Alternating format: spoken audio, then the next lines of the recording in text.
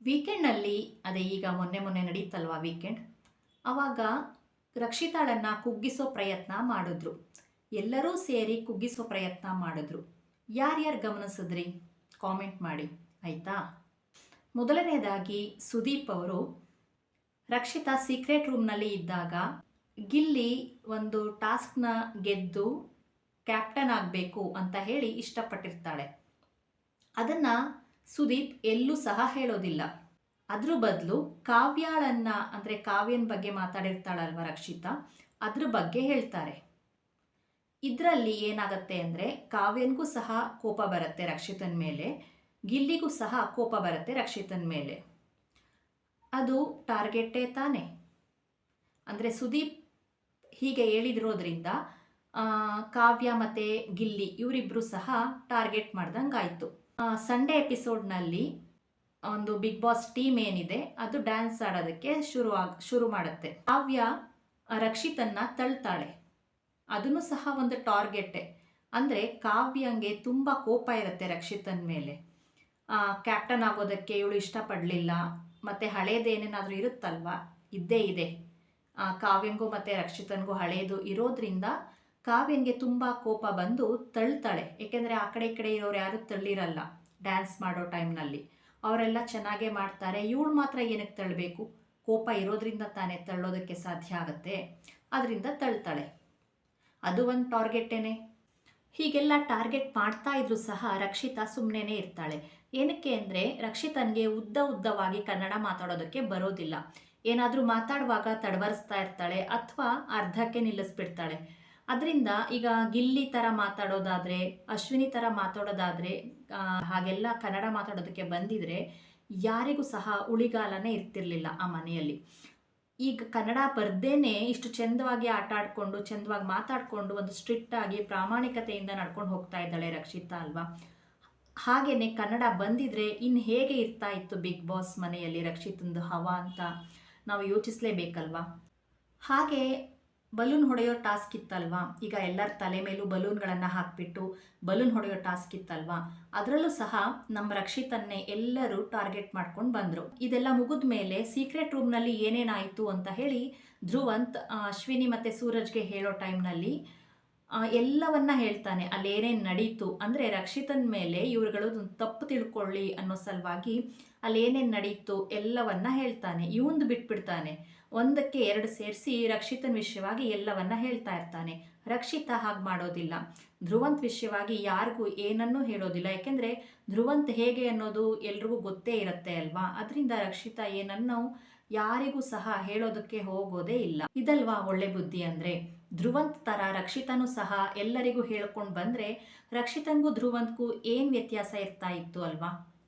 ಈಗ ರಕ್ಷಿತನದಲ್ಲಿ ಏನು ಒಳ್ಳೆ ಬುದ್ಧಿ ಇದೆ ಅದನ್ನು ಅಲ್ಲಿರೋರ್ಗೆಲ್ಲರಿಗೂ ಸಹ ಹಂಚಿದ್ರೂ ಅವರಷ್ಟು ಒಳ್ಳೆಯವರಾಗಿ ಇರೋದಕ್ಕೆ ಸಾಧ್ಯನೇ ಇರೋದಿಲ್ಲ. ಇನ್ನೂ ತುಂಬ ಒಳ್ಳೆ ಬುದ್ಧಿಯನ್ನು ಅವ್ರಿಗೆ ಒಂದು ತುಂಬಬೇಕಾಗತ್ತೆ. ಆಗ ಅಲ್ಲಿರೋರೆಲ್ಲರೂ ಒಳ್ಳೆಯವರಾಗ್ತಾರೋ ಇಲ್ವೋ ನೋಡಬೇಕಾಗಿದೆ. ಇಷ್ಟೆಲ್ಲ ನಡೆದ್ರೂ ಸಹ ರಕ್ಷಿತಾ ಮಾತ್ರ ಯಾವಾಗಲೂ ನಗ್ತಾನೆ ಇರ್ತಾಳೆ. ಈಗ ನೋಡಿ ಡ್ಯಾನ್ಸ್ನಲ್ಲೂ ಸಹ ಕಾವ್ಯ ತಳ್ಳಿದ್ರೂ ನಗ್ತಾನೆ ಡ್ಯಾನ್ಸ್ ಮಾಡಿದ್ಲು. ಹಾಗೆ ಎಲ್ಲ ಟೈಮ್ನಲ್ಲೂ ನಗ್ತಾನೆ ಇರ್ತಾಳೆ. ಯಾರೇ ನಾಮಿನೇಟ್ ಮಾಡಿದ್ರೂ ಸಹ, ಯಾರೇ ಬೈದರೂ ಸಹ ಹೀಗೆ ಕೋಪನೇ ಮಾಡ್ಕೊಳ್ಳೋದಿಲ್ಲ. ಎಲ್ಲರ ಹತ್ರನೂ ನಗ್ತಾನೆ ಮಾತಾಡ್ತಾ ಇರ್ತಾಳೆ. ಹೌದು, ನಮ್ಮ ರಕ್ಷಿತಾ ಯಾವಾಗಲೂ ನಗ್ತಾನೆ ಇರಬೇಕು. I love you Rakshita. ನಿನ್ಗೋಸ್ಕರ ಈ ಒಂದು ಹಾಡು ಓಕೆನಾ. ನಗಬೇಕಮ್ಮ ನಗಬೇಕು, ನಕ್ಕು ನಗಿಸುತ್ತಲಿರಬೇಕು, ನಿನ್ನೆ ನಾಳೆ ಚಿಂತೆಗಳ ಮರೆತು ಹಾಯಾಗಿರಬೇಕು. ರಕ್ಷಿತಾ, ನೀನು ಏನೇ ಆಗಲಿ ಏನೇ ಹೋಗಲಿ ನಗ್ತಾ ಇರು. ಕೊರಗಜ್ಜ ನಿನ್ನನ್ನು ಕಾಪಾಡತ್ತೆ. ನೀನು ನಂಬಿರೋ ಕೊರಗಜ್ಜ ನಿನ್ನನ್ನು ಕೈ ಬಿಡೋದಿಲ್ಲ. ಹಾಗೆ ಈ ದಿನ ಲೈವ್ ನೋಡ್ತಾ ಇರೋ ಟೈಮ್ನಲ್ಲಿ ಸೂರಜ್ ಫ್ಯಾಮಿಲಿ ಬಂದಿತ್ತಲ್ವಾ, ಆಗ ಸೂರಜ್ ಅಕ್ಕ ಎಲ್ಲರಿಗೂ ಒಂದೊಂದು ಒಳ್ಳೆಯದು ವಿಷಯ ಹೇಳ್ತಾ ಬರ್ತೀನಿ ಅಂತ ಹೇಳಿದ್ರು. ಆಗ ರಕ್ಷಿತನ್ಗೆ ಹೇಳ್ತಾ ಇದ್ರು, ನೀವು ಎಲ್ಲ ಟೈಮ್ನಲ್ಲೂ ಕೆಲಸಗಳನ್ನು ಹುಡುಕಿ ಮಾಡ್ತೀರಾ, ಅದು ನನಗೆ ತುಂಬ ಇಷ್ಟ ಆಗುತ್ತೆ. ಮತ್ತು ನೀವು ಒಂದು ಕ್ಯೂಟಾಗಿ ಮಾತಾಡ್ತೀರಾ ಅಲ್ವಾ, ಅದು ಒಂದು ಭಾಷೆ ಇದೆ ಅಲ್ವಾ, ಅದರಲ್ಲಿ ಕ್ಯೂಟಾಗಿ ಮಾತಾಡ್ತೀರಾ ಅಲ್ವಾ, ಅದು ಜನಗಳಿಗಂತೂ ತುಂಬ ಇಷ್ಟ ಆಗುತ್ತೆ. ಟಿ ವಿ ಆನ್ ಮಾಡಿದ ತಕ್ಷಣ ನಿಮ್ಮ ಕ್ಯೂಟ್ನೆಸ್ ನೋಡೋದಕ್ಕೆ ಜನಗಳು ಕಾಯ್ತಾ ಇರ್ತಾರೆ ಅನ್ನೋ ಥರ ಒಂದು ಒಳ್ಳೆ ವಿಷಯನ ಹೇಳಿದ್ರು. ರಕ್ಷಿತನ್ಗಂತೂ ತುಂಬ ಖುಷಿ ಆಯಿತು.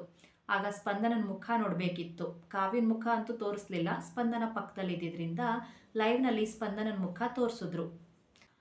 ಸೂರಜ್ ಅಕ್ಕ ಮಾತ್ರ ಅಲ್ಲ ಅಲ್ವಾ, ಎಲ್ಲರೂ ಸಹ, ಅಂದರೆ ಹೊರಗಡೆ ಇರೋ ಜನಗಳು ಎಷ್ಟೊಂದು ಜನ ರಕ್ಷಿತನ್ ಪರವಾಗಿ ನಿಂತಿದ್ದಾರೆ, ರಕ್ಷಿತನ್ ಒಳ್ಳೆ ಗುಣಗಳನ್ನು ಹೊಗಳ್ತಾ ಇದ್ದಾರೆ, ರಕ್ಷಿತನ್ನ ಥರ ಇರಬೇಕು ಅನ್ನೋ ಥರ ಮಾತಾಡ್ತಾ ಇದ್ದಾರೆ. ಅಲ್ಲಿ ಬೇರೆಯವರು ಯಾರು ಕ್ಯಾಪ್ಟನ್ ಹೇಳಿರ್ತಾರೆ ಆ ಕೆಲಸಗಳನ್ನು ಮಾತ್ರ ನಾನು ಮಾಡೋದು ಅಂತ ಕಾವ್ಯ ಆಗಲಿ ಸ್ಪಂದನ ಆಗಲಿ ಹೇಳಿರ್ತಾರೆ. ಈ ಮೊದಲು ಹಾಗೆ ಹೇಳಿರ್ತಾರೆ. ಆದರೆ ನಮ್ಮ ರಕ್ಷಿತಾ ಇದ್ದಾಳಲ್ವಾ, ಅವಳು ಎಲ್ಲ ಒಂದು ಕೆಲಸಗಳಿಗೂ ಸೈ ಅಂತ ಹೇಳಿ ಎಲ್ಲ ಕೆಲಸಗಳನ್ನು ಇವಳು ಬೇರೆ ಕೆಲಸಗಳನ್ನು ಕೊಟ್ಟಿರ್ತಾರೆ ಇವಳಿಗೆ. ಅದರಲ್ಲಿ ಜೊತೆಗೆ ಒಂದು ಅಡುಗೆ ಕೆಲಸ ತುಂಬ ಇಷ್ಟ ಆಗಿರೋದ್ರಿಂದ ಅಡುಗೆ ಕೆಲಸಕ್ಕೂ ಸಹ ಕೈ ಜೋಡಿಸ್ತಾ ಇರ್ತಾಳೆ. ಎಲ್ಲರೂ ನಾವು ನೋಡೇ ಇದ್ದೀವಲ್ವಾ ಇದನ್ನೆಲ್ಲ. ಹಾಗೆ ರಾಶಿಕನ್ನ ಒಂದು ಫ್ಯಾಮಿಲಿ ಬಂದಿತ್ತಲ್ವಾ, ಅಂದರೆ ರಾಶಿಕನ್ ತಮ್ಮ ಮತ್ತು ರಾಶಿಕನ ಅಮ್ಮ ಬಂದಿದ್ರು. ಹೀಗೆ ಗಿಲ್ಲಿ ಮತ್ತು ರಕ್ಷಿತನ್ ಜೊತೆ ರಘು ಎಲ್ಲರ ಜೊತೆನೂ ಮಾತಾಡೋ ಟೈಮ್ನಲ್ಲಿ ಗಿಲ್ಲಿ ಹೇಳ್ತಾನೆ ರಕ್ಷಿತನ್ಗೆ, ನಿಮ್ಮ ಫ್ಯಾಮಿಲಿನೂ ಬರುತ್ತೆ, ಈಗ ಟ್ರೈನ್ ಹತ್ತಿರಬಹುದು, ನಿಮ್ಮ ಅಪ್ಪ ಅವ್ವನೂ ಬರ್ತಾ ಇರ್ತಾರೆ, ಟ್ರೈನ್ ಹತ್ತಿರ್ತಾರೆ, ಮುಂಬೈನಿಂದ ಇಲ್ಲಿ ಬರಬೇಕಲ್ವಾ, ಬರ್ತಾರೆ ಅಂತ ಹೇಳಿ ಗಿಲ್ಲಿನೂ ಹೇಳ್ತಾ ಇದ್ದ ರಕ್ಷಿತನ್ಗೆ. ಅಂದರೆ ಈ ಗಿಲ್ಲಿ ಮತ್ತು ರಕ್ಷಿತನ್ ಕಾಂಬಿನೇಷನ್ನು ಚೆಂದ ಇರುತ್ತೆ ಅಲ್ಲ ನೋಡೋದಕ್ಕೆ. ಆಗಾಗ ಜಗಳ ಆಡ್ತಾರೆ, ಕಿತ್ತಾಡ್ತಾರೆ. ಸೀಕ್ರೆಟ್ ರೂಮಿಂದ ಹೊರಗಡೆಗೆ ಬಂದ ಮೇಲೆ ಅವೆಲ್ಲ ಸ್ವಲ್ಪ ಕಡಿಮೆ ಆಗಿದೆ. ಅಂದರೆ ಗಿಲ್ಲಿಗೆ ರಕ್ಷಿತನ್ ಮೇಲಿನ ಒಂದು ಭಾವನೆ ಮೊದಲನಂತಿಲ್ಲ, ಈಗ ಕಡಿಮೆ ಆಗಿದೆ. ಮುಂದೆ ಇವರಿಬ್ರು ಚೆನ್ನಾಗಿರ್ತಾರಾ ಇಲ್ವಾ ಅಂತ ನೋಡ್ಬೇಕಷ್ಟೆ. ಹಾಗೆ ಸೂರಜ್ ಅಕ್ಕ ಕೇಳ್ತಾರೆ ಗಿಲ್ಲಿನ, ಈ ಸೀಸನ್ ಎಲ್ರಿಗೂ ಇಷ್ಟ ಆಗ್ತಾ ಇದೆ, ಅಂದರೆ ಜನಗಳಿಗೆ ಇಷ್ಟ ಆಗ್ತಾ ಇದೆ ಅಲ್ವಾ, ಏನು ಕಾರಣ ಅಂತ ಕೇಳ್ತಾರೆ ಸೂರಜ್ ಅಕ್ಕ ಗಿಲ್ಲಿಗೆ. ಆಗ ಗಿಲ್ಲಿ ಹೇಳ್ತಾನೆ, ಇದನ್ನು ನಾನು ಹೇಳೋದಿಲ್ಲ, ನೀವಂತೂ ಹೇಳಲಿಕ್ಕೆ ಹೋಗಬೇಡಿ ಅಂತ. ಅಂದರೆ ಸೂರಜ್ ಅಕ್ಕ ಗಿಲ್ಲಿನೇ ಏನಕ್ಕೆ ಕೇಳಿದ್ದು ಅಂತ ಹೇಳಿದ್ರೆ, ಎಲ್ಲರೂ ಗಿಲ್ಲಿದು ಒಂದು ಕಾಮಿಡಿ ನೋಡೋದಕ್ಕೆ ಇಷ್ಟಪಡ್ತಾರೆ, ಅದರಿಂದ ಎಷ್ಟೊಂದು ಜನ ಈ ಸೀಸನನ್ನು ತುಂಬ ಇಷ್ಟಪಟ್ಟು ಜನಗಳು ನೋಡ್ತಾ ಇದ್ದಾರೆ ಅನ್ನೋ ಸಲುವಾಗಿ ಈ ಪ್ರಶ್ನೆನ ಇಲ್ಲಿಗೆ ಕೇಳಿರ್ತಾರೆ. ಆದರೆ ಇದನ್ನು ನಾನು ಹೇಳೋದಿಲ್ಲ, ನೀವು ಹೇಳಬೇಡಿ ಅನ್ನೋ ಥರ ಗಿಲ್ಲಿ ಹೇಳಿಬಿಡ್ತಾನೆ. ಹಾಗೆ ಹೊರಗಡೆ ಜನಗಳು ಏನು ಹೇಳ್ತಾ ಇದ್ದಾರೆ ಅಂದರೆ, ಎಷ್ಟೊಂದು ಜನ ರಕ್ಷಿತನ್ ಗೆಲ್ಲಬೇಕು ಅಂತ ಹೇಳ್ತಾ ಇದ್ದಾರೆ, ಎಷ್ಟೊಂದು ಜನ ಗಿಲ್ಲಿಗೆ ಸಪೋರ್ಟ್ ಮಾಡಿ ಗಿಲ್ಲಿನೇ ಗೆಲ್ಲಬೇಕು ಅಂತ ಹೇಳ್ತಾ ಇದ್ದಾರೆ. ಈ ಮನೆಯಲ್ಲಿ ಇರೋರೆಲ್ರಿಗಿಂತ ಗಿಲ್ಲಿ ಮತ್ತು ರಕ್ಷಿತನ್ಗೆ ತುಂಬ ಓಟ್ಗಳು ಬೀಳ್ತಾ ಇದ್ದಾವೆ ಅಂತ ಎಲ್ರಿಗೂ ಗೊತ್ತಿರೋ ವಿಷಯನೇ ಅಲ್ವಾ. ಇವರಿಬ್ಬರೇ ಗೆಲ್ಲಬೇಕು, ಅಂದರೆ ಒಬ್ಬರು ರನ್ನರ್ ಅಪ್ ಆಗಬೇಕು, ಒಬ್ಬರು ವಿನ್ನರ್ ಆಗಬೇಕು. ರಕ್ಷಿತಾನೇ ರನ್ನರ್ ಅಪ್ ಆಗಲಿ, ಗಿಲ್ಲಿನೇ ವಿನ್ನರ್ ಆಗಲಿ, ಅಥವಾ ರಕ್ಷಿತಾನೇ ವಿನ್ನರ್ ಆಗಲಿ, ಗಿಲ್ಲಿನೇ ರನ್ನರ್ ಅಪ್ ಆಗಲಿ, ತುಂಬ ಖುಷಿಯಾಗುತ್ತೆ. ಏಕೆಂದರೆ ಇಬ್ಬರು ಸಹ ಒಂದು ಬಡ ಮನೆಯ ಮಕ್ಕಳಾಗಿರ್ತಾರಲ್ವ. ಇವರಿಬ್ಬರು ಬಡ ಮನೆಯ ಮಕ್ಕಳಾಗಿರೋದ್ರಿಂದ ಇದರಲ್ಲಿ ಗೆದ್ದು ಒಂದು ಅವ್ರಿಗೇನೇನು ಬೇಕು ಅದನ್ನೆಲ್ಲ ತಗೊಳ್ಳೋ ರೀತಿ ಆಗಲಿ, ಒಂದು ಮುಂದೆ ಫ್ಯೂಚರ್ನಲ್ಲಿ ಚೆನ್ನಾಗಿರೋ ರೀತಿ ಆದರೆ ಅಷ್ಟೇ ಸಾಕು ಅಂತ ಎಲ್ಲ ಜನಗಳು ಸಹ ಇವರಿಬ್ಬರಿಗೆ ತುಂಬ ಸಪೋರ್ಟ್ ಮಾಡ್ತಾ ಇದ್ದಾರೆ. ಅಂದರೆ ಒಳ್ಳೆತನನೇ ಗೆಲ್ಲತ್ತೆ ಅನ್ನೋ ಥರ. ಏಕೆಂದರೆ ಈಗ ಗಿಲ್ಲಿನೂ ಸಹ ಮತ್ತು ರಕ್ಷಿತಾ ಇಬ್ಬರೂ ಸಹ ತುಂಬ ಒಳ್ಳೆಯವರಾಗಿರ್ತಾರೆ ಅಲ್ವಾ ಈ ಮನೆಯಲ್ಲಿ. ಬೇರೆಯವ್ರುಗಳಿಗೆಲ್ಲ ಹೋಲಿಸ್ಕೊಂಡ್ರೆ ಗಿಲ್ಲಿ ಮತ್ತು ರಕ್ಷಿತಾ ತುಂಬ ಒಳ್ಳೆಯ ಒಂದು ಮನಸ್ಸಿನವರಾಗಿರ್ತಾರಲ್ವ. ಅದರಿಂದ ಇವರಿಬ್ಬರಲ್ಲಿ ಯಾರೇ ಗೆದ್ದರೂ ಎಲ್ರಿಗೂ ತುಂಬ ಖುಷಿಯಾಗತ್ತೆ. ಒಬ್ಬರು ವಿನ್ನರ್ ಆಗಬೇಕು, ಒಬ್ಬರು ರನ್ನರ್ ಅಪ್ ಆಗಬೇಕು ಅನ್ನೋದೇ ನಮ್ಮ ಆಸೆ. ಬಿಗ್ ಬಾಸ್ ಮನೆಯಲ್ಲಿ ಎಷ್ಟೊಂದು ಜನ ಇದ್ದಾರೆ, ಆದರೆ ಇವರಿಬ್ಬರೇ ಗೆಲ್ಲಬೇಕು ಅಂತ ಏನಕ್ಕೆ ನಾವು ಆಸೆ ಪಡ್ತಾ ಇದ್ದೀವಿ ಅಂದರೆ, ಬೇರೆಯವರು ಇದ್ದಾರೆ ಇಲ್ಲ ಅಂತಿಲ್ಲ, ಅವರೆಲ್ಲ ಮುಖಕ್ಕೆ 3 ಮೊಣ ಮೇಕಪ್ ಹಾಕ್ಕೊಂಡು ಅವ್ರಿವ್ರ ಸುದ್ದಿಗಳನ್ನು ಮಾತಾಡಿಕೊಂಡು ಒಂದು ತಿನ್ಕೊಂಡು ಉಣ್ಕೊಂಡು ಸ್ಟೈಲಿಶ್ ಆಗಿ ವಾಕ್ ಮಾಡಿಕೊಂಡು ಬೇಕಾಬಿಟ್ಟಿ ಒಂದು ಆ ಮನೆಯಲ್ಲಿ ಟಾಸ್ಕ್ ಆಡ್ತಾರೋ ಬಿಡ್ತಾರೋ ಅವರಂತೂ ಒಂದು ಜಾಲಿ ಲೈಫ್ನ ಲೀಡ್ ಮಾಡ್ತಾ ಇದ್ದಾರೆ ಬಿಗ್ ಬಾಸ್ ಮನೆಯಲ್ಲಿ. ಯಾರ್ಯಾರು ಹೇಗೆ ಅಂತ ನೀವು ಗಮನಿಸಿಯೇ ಇರ್ತೀರಾ ಅಲ್ವಾ. ಅದನ್ನೆಲ್ಲ ಬಾಯ್ಬಿಟ್ಟು ಹೇಳಬೇಕಾಗಿಲ್ಲ, ಹೇಳಬೇಕು ಅಂದ್ರೇನು ತೊಂದರೆ ಇಲ್ಲ. ಸ್ಪಂದನ, ಕಾವ್ಯ ಇವರೆಲ್ಲರೂ ಸಹ ಅಲ್ಲಿ ಒಂದು ವೇಸ್ಟ್ ಬಾಡಿಗಳು ಅನ್ನೋ ಥರ ಜನಗಳು ಕಾಮೆಂಟ್ ರೂಪದಲ್ಲಿ ತಿಳಿಸ್ತಾ ಬರ್ತಾ ಇದ್ದಾರೆ. ನಾನು ಕಾಮೆಂಟ್ ನೋಡಿನೇ ಸಹ ಮಾತಾಡ್ತಾ ಇರೋದು. ನನ್ನ ಭಾವನೆಯೂ ಅಷ್ಟೇ ಆಗಿದೆ, ಬೇರೆಯವರು ಎಲ್ಲ ಜನಗಳ ಭಾವನೆಯೂ ಅಷ್ಟೇ ಆಗಿದೆ. ಎಲ್ಲೋ ಒಂದು ಅಪರೂಪಕ್ಕೆ ಸ್ಪಂದನ ಮತ್ತು ಕಾವ್ಯನ್ನ ಹೊಗಳೋರು ಇರ್ತಾರಷ್ಟೇ ಹೊರತಾಗಿ ಇನ್ನೆಲ್ಲರೂ ಸಹ ವೇಸ್ಟ್ ಬಾಡಿಗಳು ಇವರಿಬ್ಬರು ಅನ್ನೋ ಥರನೇ ಕಾಮೆಂಟ್ಗಳಲ್ಲಿ ಬರಿತಾ ಬರ್ತಾ ಇದ್ದಾರೆ. ಬಗ್ಗೆ ಮಾತಾಡಿಕೊಂಡು ರಕ್ಷಿತನ್ಗೂ ಮತ್ತು ಗಿಲ್ಲಿಗೂ ಚಾಡಿ ಹೇಳ್ಕೊಂಡು ಈ ಥರ ಒಂದು ಟೈಮ್ ವೇಸ್ಟ್ ಮಾಡ್ತಾ ಇದ್ದಾರೆ ಅನ್ನೋದೇ ಎಲ್ಲ ಜನಗಳ ಭಾವನೆಯಾಗಿದೆ. ಲೈವ್ನಲ್ಲಿ ನೋಡಬೇಕು ನೀವು. ಎಲ್ಲ ಟೈಮ್ನಲ್ಲೂ ಸಹ ಕಾವ್ಯ, ಸ್ಪಂದನ ರಕ್ಷಿತನ ಬಗ್ಗೆ ಮಾತಾಡ್ತಾನೆ ಇರ್ತಾರೆ. ಈ ದಿನನೂ ಸಹ ಲೈವ್ನಲ್ಲಿ ತೋರಿಸಿದ್ರು.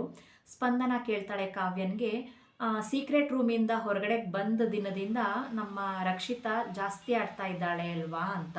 ಹೌದು, ಬಂದ ದಿನ ಸ್ವಲ್ಪ ಜಾಸ್ತಿ ಆಡಿದ್ಲು, ಆಮೇಲೆ ಸ್ವಲ್ಪ ಸರಿ ಹೋದ್ಲು ಅಂತ ಕಾವ್ಯ ಹೇಳ್ತಾಳೆ. ಆವಾಗ ಸ್ಪಂದನ ಹೇಳ್ತಾಳೆ, ಈ ದಿನ ನನಗೆ ರಕ್ಷಿತಾ ಬುದ್ಧಿ ಹೇಳ್ತಾ ಇದ್ಲು ಅನ್ನೋ ಥರ. ಸ್ಪಂದನನ್ಗಿನ್ನ ರಕ್ಷಿತಾ ಕಡಿಮೆ ವಯಸ್ಸಿನವಳಲ್ವಾ. ಸ್ಪಂದನ ರಕ್ಷಿತನ ಕೈಯಲ್ಲೂ ಸಹ ಬುದ್ಧಿ ಹೇಳಿಸ್ಕೊಡೋ ಥರ ಆಗಿದ್ದಾಳೆ ಅಂದರೆ ಅವಳು ಏನು ಆಟ ಆಡ್ತಾ ಇದ್ದಾಳೆ ಸ್ಪಂದನ ಅಂತ ಇಲ್ಲೇ ಗೊತ್ತಾಗ್ತಾ ಇದೆ. ಊರೆಲ್ಲ ಬುದ್ಧಿ ಹೇಳ್ತಾ ಇದೆ ಸ್ಪಂದನಂಗೆ, ಅಂದರೆ ಕಾಮೆಂಟ್ ರೂಪಗಳಲ್ಲಿ ಊರೆಲ್ಲ ಬುದ್ಧಿ ಹೇಳ್ತಾ ಇದೆ ಸ್ಪಂದನಂಗೆ. ಅದು ಅವಳಿಗೆ ಗೊತ್ತಾಗ್ತಿಲ್ಲದೆ ಇರೋದ್ರಿಂದ ಅವಳು ಏನು ಆಡ್ತಾ ಇದ್ದಾಳೆ ಅದೇ ಸರಿ ಅಂದ್ಕೊಂಡು ಮುಂದೆ ಮುಂದೆ ಹೋಗ್ತಾ ಇದ್ದಾಳೆ. ಆದರೆ ಬೇರೆಯವರೆಲ್ಲರೂ ಟಾಸ್ಕ್ ಆಡಿ ಸ್ವಲ್ಪ ಸ್ವಲ್ಪ ಮುಂದೆ ಬರ್ತಾ ಇದ್ದರೆ, ಕಾವ್ಯನೂ ಸ್ವಲ್ಪ ಪರವಾಗಿಲ್ಲ ಟಾಸ್ಕ್ ಆಡಿ ಮುಂದೆ ಬರ್ತಾ ಇದ್ದರೆ, ಸ್ಪಂದನ ಟಾಸ್ಕ್ ಬುಕ್ ಓದಿ ಓದಿ ಮುಂದೆ ಬರ್ತಾ ಇದ್ದಾಳೆ ಅಂತ ಕಾಮೆಂಟ್ಗಳಲ್ಲಿ ನೋಡಬಹುದು. ಸುಮಾರು ಜನ ಇವಳನ್ನ ಇಷ್ಟಪಟ್ಟರು, ಸುಮಾರು ಜನ ಇವಳನ್ನ ಇಷ್ಟಪಡಲಿಲ್ಲ. ಹಾಗೆ ಏನೇನೋ ಗಲಾಟೆಗಳು ಆದವು, ಜಗಳಗಳಾದವು, ಬೈಗುಳಗಳೆಲ್ಲ ಬೈಸ್ಕೊಂಡ್ಲು ನಮ್ಮ ರಕ್ಷಿತಾ. ಹೀಗೆ ತುಂಬ ಕಷ್ಟಪಟ್ಟು ಅವಳು ಮೇಲ್ ಬಂದಿದ್ದಾಳೆ. ಅಂದರೆ ಅವಳು ಹೊರಗಡೆ ಏನಿದ್ದಾಳೆ ಅದರಲ್ಲೂ ಸಹ ತುಂಬ ಕಷ್ಟಪಟ್ಟು ಮುಂದೆ ಬಂದಿದ್ದಾಳೆ. ಹೊರಗಡೆ ನಿಜ ಜೀವನದಲ್ಲೂ ಸಹ ತುಂಬ ಕಷ್ಟಪಟ್ಟು ಮುಂದೆ ಬಂದಿದ್ದಾಳೆ. ಹಾಗೆ ಬಿಗ್ ಬಾಸ್ ಮನೆಯಲ್ಲೂ ಸಹ ಅವಳ ಒಂದು ಜರ್ನಿ ತುಂಬ ಈಸಿ ಏನಾಗಿರಲಿಲ್ಲ. ಎಲ್ಲರೂ ನೋಡಿದ್ದೀವಿ ಅಲ್ವಾ, ಎಷ್ಟು ಕಷ್ಟಪಟ್ಟು ಈ ಒಂದು ದಿನದವರೆಗೂ ಬಂದಿದ್ದಾಳೆ ಅಂತ ಎಲ್ಲರೂ ನೋಡಿಯೇ ಇದ್ದೀವಲ್ವಾ. ಹೀಗೆ ತೊಂದರೆಗಳನ್ನೆಲ್ಲ ರಕ್ಷಿತಾ ಅನುಭವಿಸಿ ಗಟ್ಟಿಯಾಗಿ ನಿಂತಿದ್ದಾಳೆ.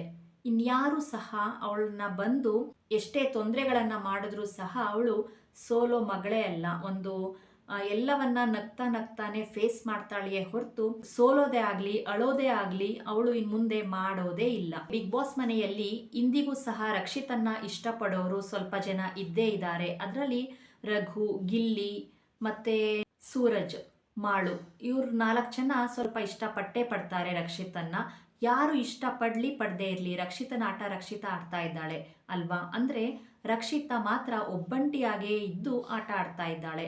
ಬೇರೆಯವ್ರ ಥರ ಅಂದರೆ ಕಾವ್ಯನ ಥರ ಗಿಲ್ಲಿ ಇಲ್ದೇನೆ ಕಾವ್ಯ ಇಲ್ಲ ಅನ್ನೋ ಥರನೇ ಆಗಲಿ ರಕ್ಷಿತನ್ಗೆ ಮಾತುಗಳು ಬಂದಿಲ್ಲ. ರಕ್ಷಿತಾನೇ ಆಗಲಿ ಗಿಲ್ಲಿನೇ ಆಗಲಿ ಮುಂದೆ ಬಂದು ಎಲ್ಲವನ್ನ ಗೆದ್ಕೊಳ್ತಾ ಬರ್ತಾ ಸುದೀಪ್ ಕೈಗಳಲ್ಲಿ ಒಂದ್ ಕಡೆ ಗಿಲ್ಲಿ ಮತ್ತೆ ಒಂದ್ ಕಡೆ ರಕ್ಷಿತಾ ಇರ್ಲಿ ಅಂತ ನಾವೆಲ್ಲ ಆಶಿಸೋಣ ಅಲ್ವಾ. ಅಂದರೆ ಎಲ್ಲರೂ ಸಪೋರ್ಟ್ ಮಾಡ್ತಾ ಇರೋದ್ರಿಂದ ನಾನು ಈ ಮಾತನ್ನ ಧೈರ್ಯವಾಗಿ ಹೇಳ್ತಾ ಇದ್ದೀನಿ. ರಕ್ಷಿತಾ ಮತ್ತು ಗಿಲ್ಲಿಗೆ ತುಂಬ ಸಪೋರ್ಟ್ ಇದೆ ಅಲ್ಲ, ಅದರಿಂದ ಅವ್ರನ್ನ ಗೆಲ್ಸೇ ಬಿಡೋಣ, ಏನು ತಪ್ಪು ಅದರಲ್ಲಿ. ಇವ್ರುಗಳಿಗೆ ಅಷ್ಟಾಗಿ ಒಂದು ಹಣಕಾಸಿನ ವ್ಯವಸ್ಥೆ ಕಡಿಮೆ ಇದೆ ಅಲ್ವಾ. ಅದರಿಂದ ಇವರಿಬ್ಬರು ಗೆದ್ದರೆ ಮುಂದೆ ಅವ್ರಿಗೆ ಫ್ಯೂಚರ್ಗೆ ಹೆಲ್ಪ್ ಆಗುತ್ತೆ ಅನ್ನೋದೊಂದೇ ನಮ್ಮೆಲ್ಲರ ಆಸೆ. ಅದರಿಂದ ರಕ್ಷಿತನ್ನ ಮತ್ತು ಗಿಲ್ಲಿನ ಇಬ್ಬರನ್ನೂ ಸಹ ಗೆಲ್ಸೋಣ. ಒಬ್ಬರು ರನ್ನರ್ ಅಪ್ ಆಗಲಿ, ಒಬ್ಬರು ವಿನ್ನರ್ ಆಗಲಿ, ಏನು ತೊಂದರೆ ಇಲ್ಲ. ಆದರೆ ಇವರಿಬ್ಬರು ಗೆಲ್ಲಲೇಬೇಕು. ಸುದೀಪ್ ಕೈಗಳಲ್ಲಿ ಇವರಿಬ್ಬರೇ ಇರಬೇಕು. ಏನಂತೀರಾ? ಕಾಮೆಂಟ್ ಮಾಡಿ, ಓಕೆನಾ.